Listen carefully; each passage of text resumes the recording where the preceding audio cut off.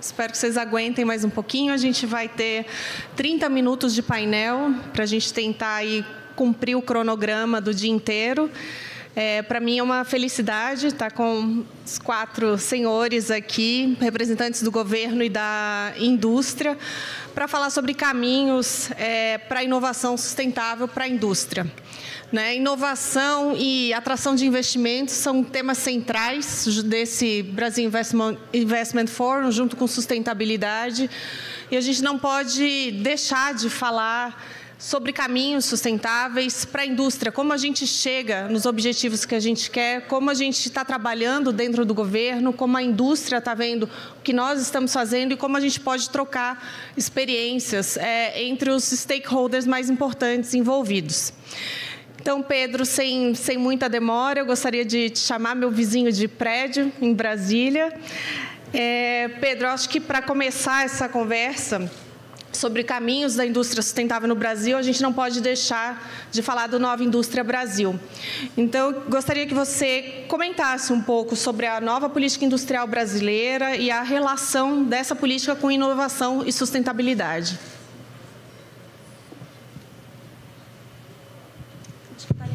Bom, boa tarde a todas e a todos. Eu gostaria de, em nome do vice-presidente Geraldo Alckmin, agradecer o convite para que possamos debater esses temas tão essenciais para o desenvolvimento brasileiro.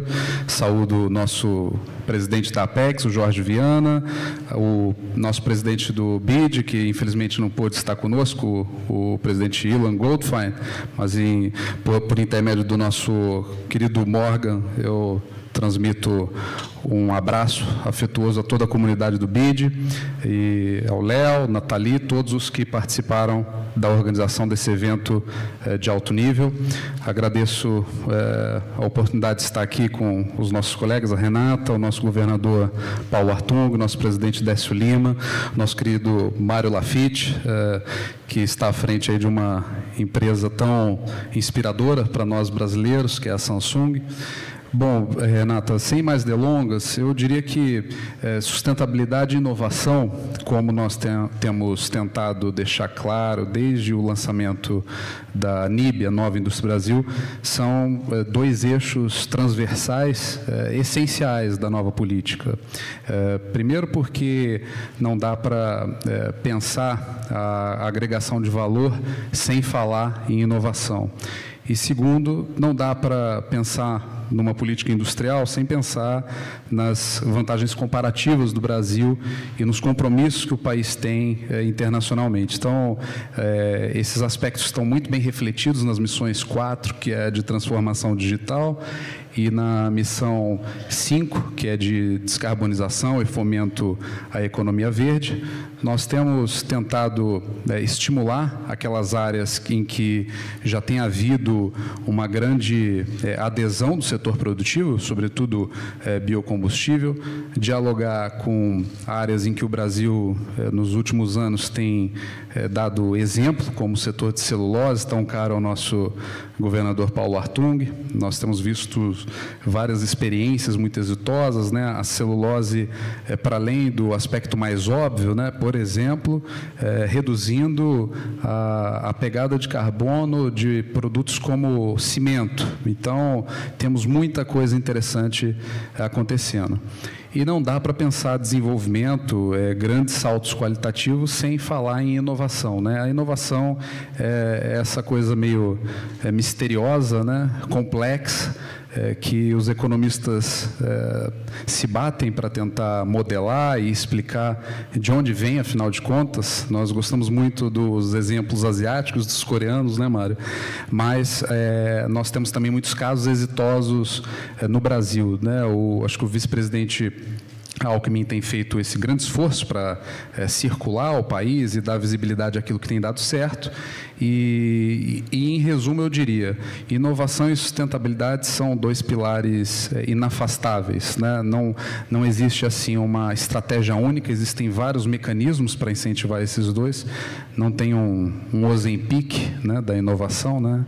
Toma o Ozempic e inova, né? Mas a gente tem feito um grande esforço para tentar fomentar essas áreas.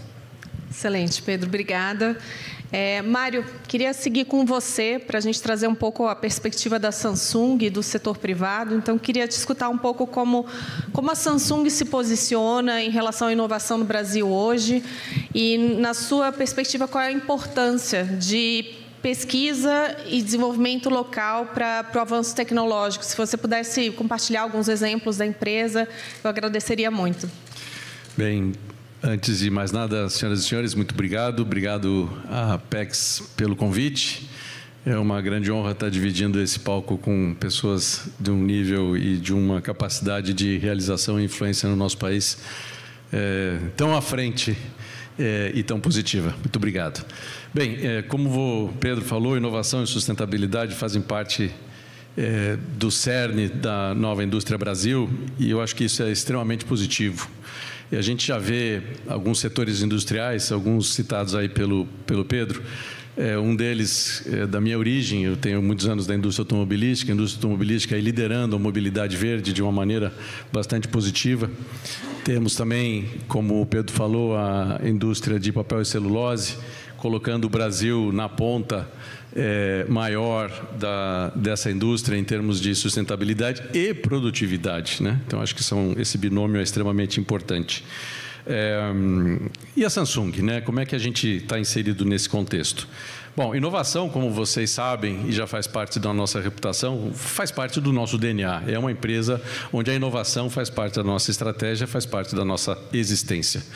E nesse contexto, já investimos no Brasil há mais de 30 anos, quase 40. Temos 2 plantas industriais consolidadas, uma na região sudeste, aqui próximo de São Paulo, em Campinas, a outra planta em Manaus, dentro do contexto da Zona Franca de Manaus, 10 mil colaboradores, grandes números, né? E, obviamente, 2 grandes centros de pesquisa e desenvolvimento no Brasil, operando praticamente em todas essas décadas. Hoje nós temos 2 mil funcionários, 2 mil PhDs, eu diria, praticamente, operando 100% do seu tempo em projetos de inovação, pesquisa, desenvolvimento e inovação para a Samsung no Brasil. Convênios com universidades, convênios com institutos privados de desenvolvimento tecnológico por todo o país, não apenas só nessas 2 regiões.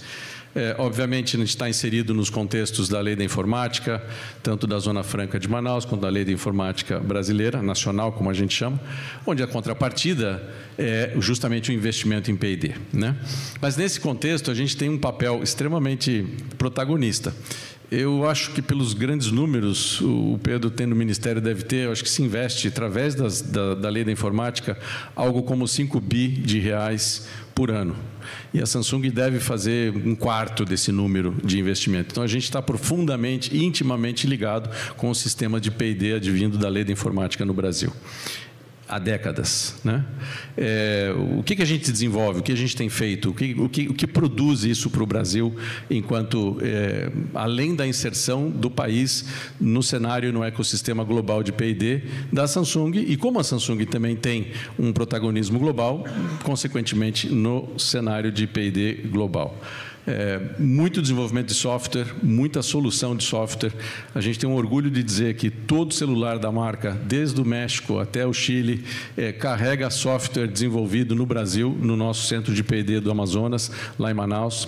Inteligência artificial, que é o tema da vez, estamos muito avançados nesses temas de inteligência artificial, com um vetor no território da saúde muito grande, né? Por exemplo, desenvolvemos algoritmos e soluções para a detecção de apneia através do uso dos dispositivos vestíveis, dos relógios digitais, né? Que reconhecidos, foi a solução de reconhecimento de apneia reconhecido pelo FDA nos Estados Unidos. Então, desenvolvimento brasileiro, desenvolvimento feito por técnicos e pesquisadores aqui brasileiros e executados aqui no Brasil, né? E qual é o eixo e como isso se conecta com a sustentabilidade? Na nossa indústria se conecta muito nos processos industriais, claro, inseridos no Brasil, que tem uma matriz energética limpa, que já é um ponto de vantagem, mas que busca, por exemplo, na área de recursos hídricos em Manaus, devolver para os igarapés e para o sistema hídrico local uma água mais limpa do que entrou, né? Então, a gente tem um profundo respeito com essa inserção geográfica da fábrica de Manaus. Em produtos, uma marca que trouxe para o Brasil conceitos de sustentabilidade desde a embalagem sem grampos metálicos, embalagem sem tintas coloridas, onde a gente perde um pouco na comunicação, que muitas vezes a embalagem está na loja, faz parte da comunicação, mas ganha muito em sustentabilidade, que é o que o cliente também exige da gente, né? Logística reversa é um tema extremamente importante para toda a indústria de eletroeletrônicos no Brasil, onde a gente atua em sindicato, né? Atua com toda a indústria, desafiador pela dimensão geográfica do país, mas que a gente leva muito a sério. E na tecnologia em si, nos produtos que estão nos nossos bolsos, ou nas nossas salas, ou nas nossas áreas de serviços, nos nossos lares, uma solução tecnológica que já conta com soluções de inteligência artificial que geram benefícios eu vou deixar para meu próximo bloco. Benefícios de sustentabilidade muito interessantes e já disponíveis para o cliente brasileiro, né? Então, eu não estou falando daquela inteligência artificial que vem para mudar as profissões lá na frente, objeto de estudo acadêmico. Estou falando de soluções que já estão à disposição do cliente brasileiro. Obrigada, Mário. Perfeito. Décio, eu queria te chamar para essa conversa agora. Como presidente do SEBRAE, você entende que investir no Brasil significa também dar competitividade aos pequenos negócios e, uma vez competitivos, esses pequenos negócios estariam também aptos a exportar? Queria te escutar um pouquinho sobre isso. Bom, primeiro quero te agradecer, Renata. É um prazer enorme poder estar ladeado aqui deste grande brasileiro, Paulo Artung, nosso sempre governador, Pedro Guerra, do Mário. O Mário, se deixar aqui, a Samsung vai hegemonizar a nossa conversa, né, pelo entusiasmo que você revela, sobretudo com esse mundo da inovação. Eu acho que nós vamos ter uma dificuldade aqui com relação ao tempo, é evidente. Mas eu quero dizer, inicialmente, e trazer aqui a figura de Daniel Kahneman, que foi Prêmio Nobel de Economia em 2002, que era um psicólogo e que disse que a economia é comportamento. Esse registro, eu acho que nós somos obrigados a trazê-lo por uma reflexão, Pedro, importante do momento que nós estamos vivendo. O comportamento do Brasil mudou e, embora a economia não é cartesiana, mas os números mostram que esse comportamento econômico de possibilidades do nosso país encontra-se num grande momento, cujos números estão mostrando, com a abertura de 100 novos mercados no mundo, o maior superávit da balança comercial brasileira de toda a história, os números da empregabilidade, equilíbrio de inflação, enfim, um conjunto de acontecimentos que nós estamos vivendo nesse momento. Soma-se a isso os conceitos que não têm mais volta, o conceito da sustentabilidade. Não se faz mais economia em nenhum lugar do mundo sem este conceito. O Brasil é um paradigma já expressivo do ponto de vista da energia limpa. O Brasil tem, sobretudo, uma cultura de sustentabilidade que pode mostrar um protagonismo de vanguarda no processo econômico mundial. O da inovação, como aqui já dito, não se fala mais em neoindustrialização sem a presença da inteligência artificial e uma economia que é globalizada, uma economia que qualquer morador de uma periferia brasileira compra um outro produto do outro lado do mundo. O que nós precisamos dar visibilidade nisso? O processo de inclusão, um quarto conceito que nós precisamos trazer. E a inclusão da economia começa pela economia dos pequenos. 95% das empresas brasileiras são micro e pequenas empresas. No ano passado, o resultado da empregabilidade, 80% da economia respondeu nos empregos dos pequenos. Nós hoje representamos 55% dos empregos formais no nosso país. Esse é o protagonismo de homens e mulheres que acordam de manhã numa economia pulverizada, produzida pelos pequenos negócios. Entretanto, os pequenos, eles não têm acesso, por exemplo, ao crédito. 88% da pequena economia brasileira não entra no crédito, que foi justamente o programa lançado recentemente pelo presidente Lula e Geraldo Alckmin do Acredita. Por que não entra e não tem acesso ao crédito? Porque não tem a garantia e não tem cultura. Um país como o nosso, se fecharmos para balanço, ele fica 1/3 do tamanho que ele é. 2/3 são créditos. E você imaginar que essa parte expressiva da economia não tem acesso ao crédito. Então, o processo de inclusão dos pequenos, que estamos aqui sob a liderança do presidente Jorge Viana, na Apex, é justamente para integrar a economia dos pequenos no processo das exportações e da globalização da economia e também com os desafios que nós temos de dar a eles os processos de inovação e de sustentabilidade. Por isso, nós estamos no programa da neoindustrialização, já atendemos 44 mil novas pequenas empresas para dar a elas, isso da indústria da transformação, dar a ela as condições delas poderem ser inovadoras e sustentáveis. E neste programa vamos alcançar em torno de 200 mil pequenos negócios no nosso país. Além disso, o crédito. O SEBRAE estava com uma política de crédito, com um fundo garantidor de R$1 bilhão, que era pulverizado durante o ano, e nós passamos essa carteira de crédito junto do Acredita para R$30 bilhões, dos quais, nesse presente momento, com relação ao ano passado, já conseguimos dobrar. Então, eu acredito que nós precisamos dar visibilidade ao setor que o SEBRAE representa e dar proteção, porque o governador Paulo Artung sabe que a economia não foi feita para os pequenos.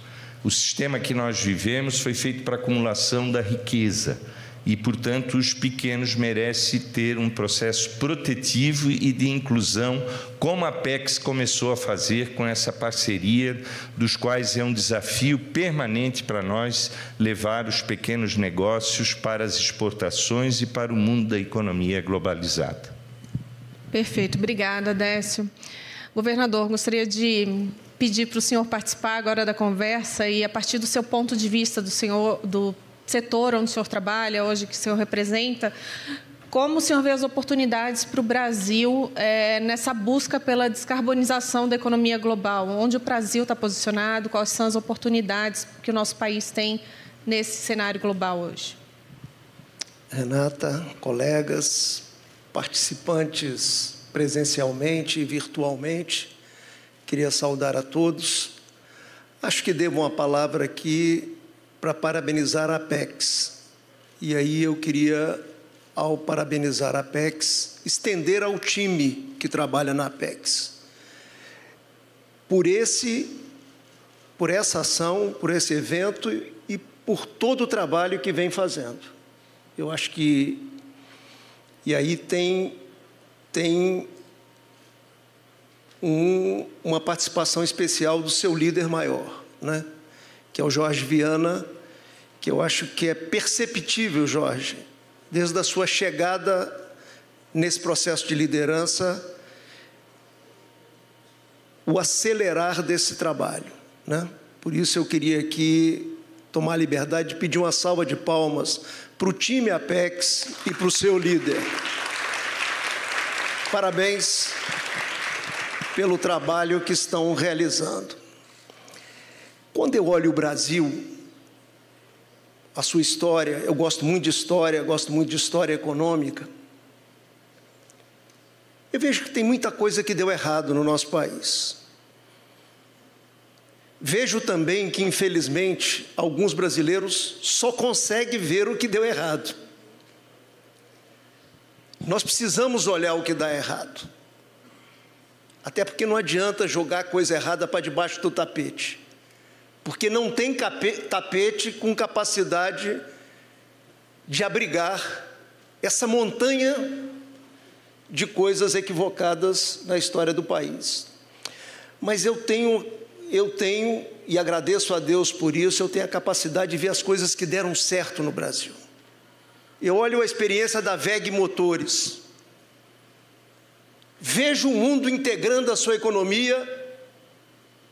Alguns colegas meus economistas diziam que a WEG não ultrapassaria aquele momento, e ultrapassou. Internacionalizou, hoje é uma empresa transnacional que é orgulho do Brasil. Eu olho o agro, que já foi citado aqui, eu não quero ser repetitivo, e vejo o salto que nós demos nessas últimas 5 décadas no país, que é extraordinário, sim. Eu vejo a Embraer, citada por todos nós o tempo inteiro, mas que não é caso isolado.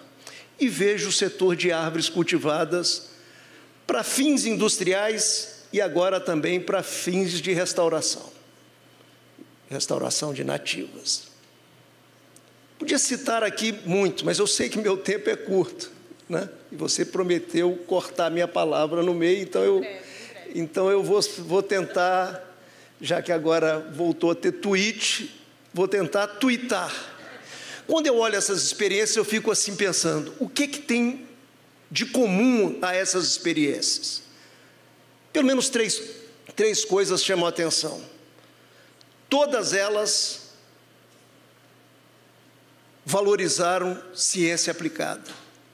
Todas elas investiram pesadamente na formação de capital humano. E todas elas pegaram avião, mas não foi para ir para Brasília pedir subsídio e proteção, foram para abrir mercados mundo afora. Essas 3 características, entre outras, mostram coisas boas que deram certo. Esses dias nós tivemos com o presidente Lula, numa reunião setorial, e fomos apresentar a carteira de investimento do nosso setor para ele. Para os próximos 3 anos, estou falando de 10 anos, é uma das carteiras de investimentos mais vigorosas do setor privado brasileiro. 105 bilhões de investimentos nos próximos 3 anos. Em novas fábricas, é o dobro, por isso que você falou a metade aqui, eu estava só corrigindo.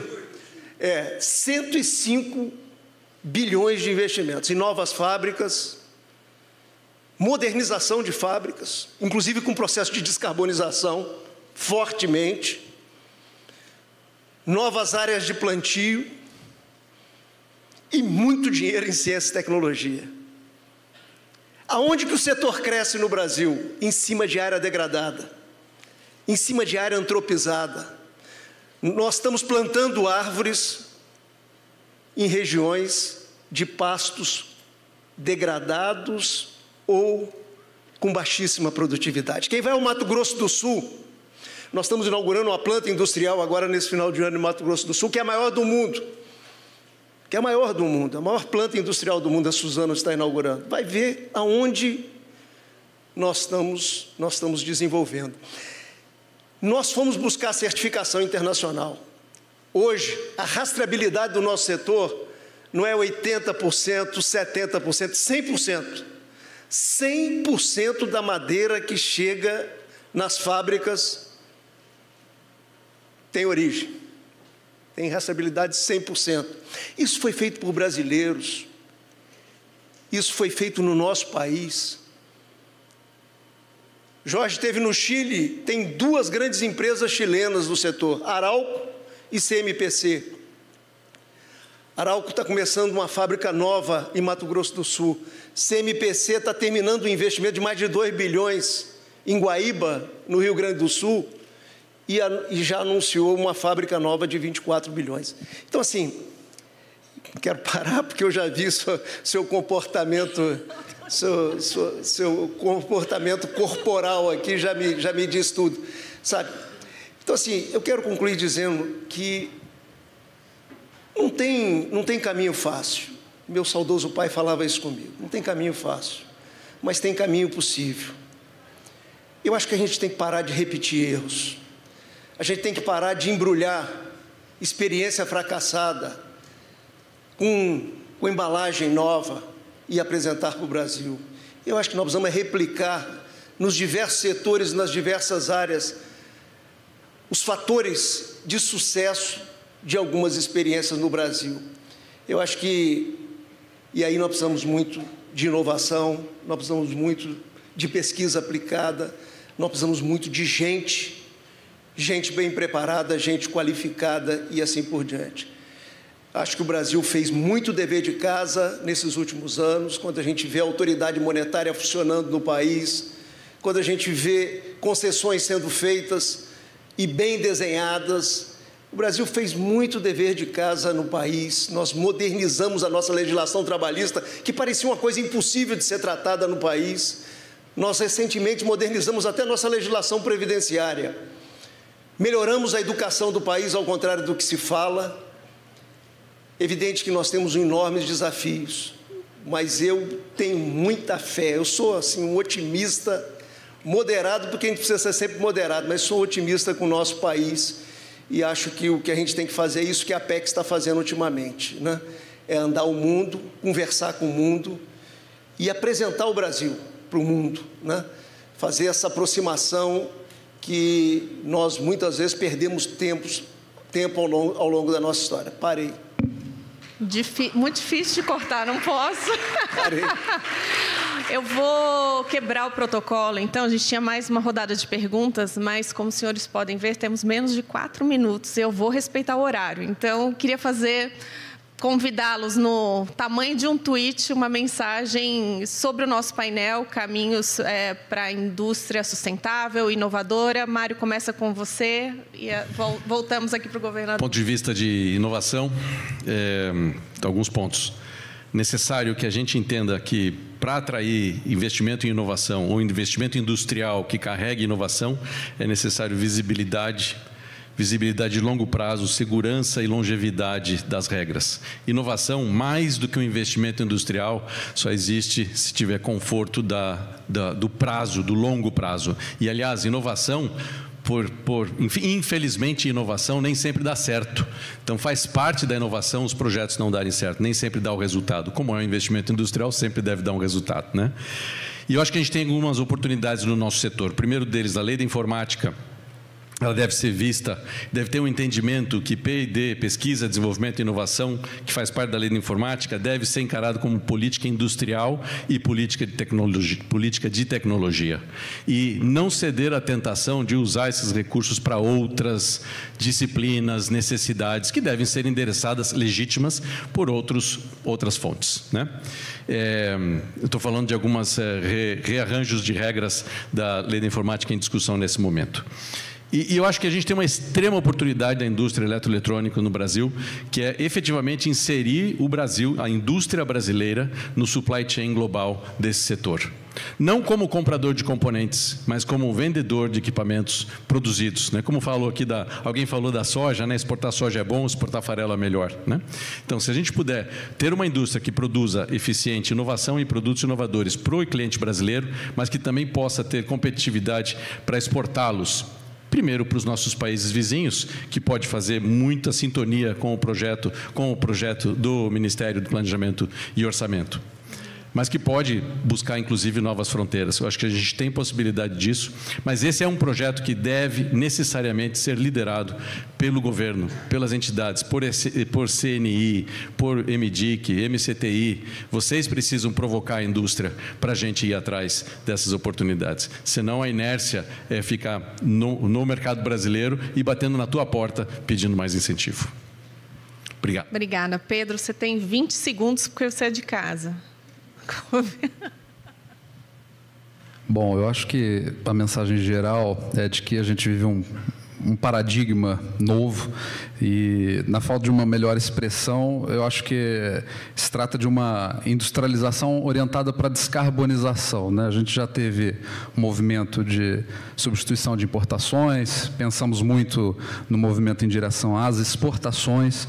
Acho que elas se complementam, elas podem ocorrer, elas não se excluem, mas eu acho que o foco é a sustentabilidade, é a descarbonização, por meio de uma gama de instrumentos, crédito, regulação, compras governamentais, mais aquilo que o nosso governador chamou a atenção, internacionalização, presença fora do Brasil, para trazer conhecimento e agregar valor à nossa produção. Bom, o Brasil já errou e já acertou, mas o Brasil nunca viveu o momento que nós estamos vivendo novamente na nossa história. É uma possibilidade extraordinária. Nenhum país do mundo tem Amazônia. E nós estamos debatendo hoje no mundo a sustentabilidade. Nenhum país do mundo tem 6 biomas como nós, e nós estamos debatendo a sustentabilidade. Nenhum país do mundo tem a criatividade do povo brasileiro, a resiliência, a capacidade que ele tem criativa de superar as dificuldades. E nós estamos vivendo essa revolução que o Mário muito frisou aqui, que é a revolução da inteligência artificial. Aliás, o teu Samsung de hoje de manhã já ficou velho à tarde, né? Então, nós sabemos que ela é uma revolução permanente no processo da economia. E uma economia globalizada. O que falta para nós? O que falta para nós é justamente acreditar neste processo que nós estamos vivendo. Se a economia é comportamento, se a economia é a nossa atitude, é por isso que nós estamos aqui abraçados com todos os órgãos intermitentes e principalmente com essa equipe maravilhosa da Apex, porque nós sabemos que este momento ele será um processo de sucesso se nós tivermos aquele conceito fundamental: quanto mais abelha, mais mel. Nos abraçarmos e enfrentarmos as dificuldades e mostrarmos para o mundo essa capacidade extraordinária de uma riqueza que só o Brasil tem. Por isso, parabéns à Apex por esses momentos lindos e extraordinários que estão abrindo portas, esperanças e trazendo para nós caminhos seguros para levar e induzir a economia do povo brasileiro. Mas, sobretudo, uma economia que pulverize renda, que distribua riqueza, que não banalize o mal da exclusão e que se permita que a gente cresça economicamente vendo a miséria e a fome. Nós vamos mostrar ao Brasil que isso é possível. Nós temos uma economia sustentável, inovadora, globalizada, mas de um povo inclusivo. Parabéns à Apex. Muito obrigado.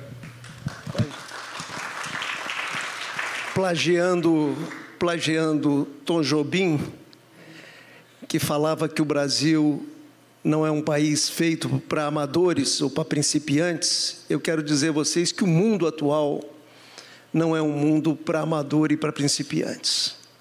Se a gente olhar a desconexão das cadeias globais de suprimentos, somar, e um episódio conecta com o outro, com esse conflito pela liderança do mundo entre Estados Unidos e China e as consequências disso, olhar as guerras que nos entristece, dói no nosso coração, ver a evolução dessas guerras, e olhar o desafio maior que eu acho que é da caminhada humana, que é a emergência climática.